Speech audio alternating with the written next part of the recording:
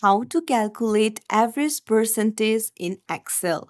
Hey everyone, welcome back to the channel. If you are new here, don't forget to hit the subscribe button and turn on the notification bell to not miss any updates.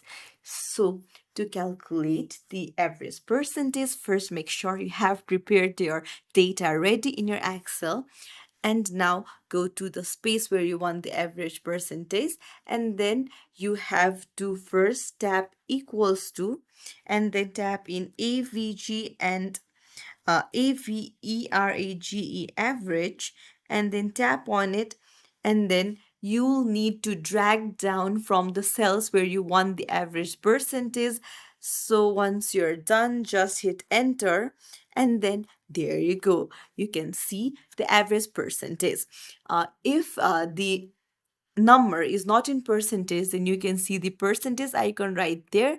You can just convert it by changing it to percent style. It's as simple as that. If you found this tutorial helpful, don't forget to like and subscribe to our channel for more helpful tips and tricks. Thank you for watching.